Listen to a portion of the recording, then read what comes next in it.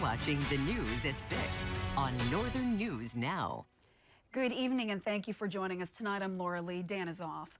Preparations are underway for the tens of thousands of guests coming to Bayfront as Independence Day festivities get underway in Duluth. Hairball is just one of the big concerts happening there this week. Take a look. This is a live look right now at the park where the rock tribute band makes its return tonight.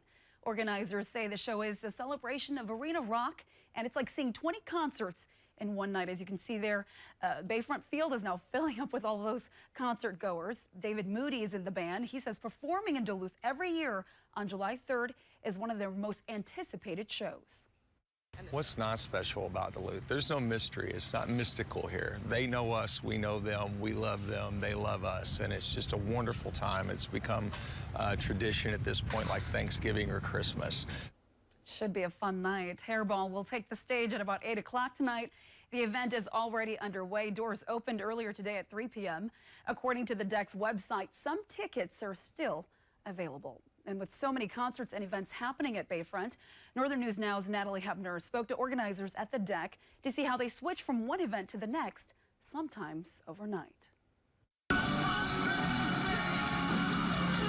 From Florida to Hairball to Fourth Fest to Trampled by Turtles.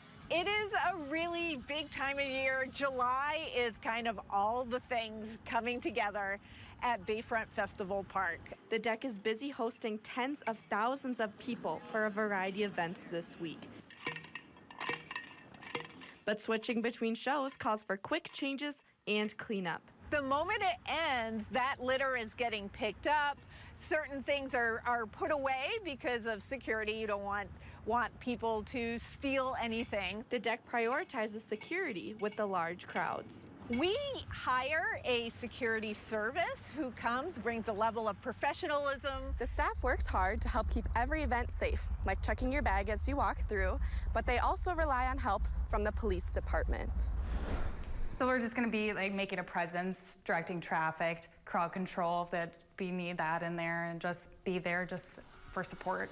Keeping big celebrations safe.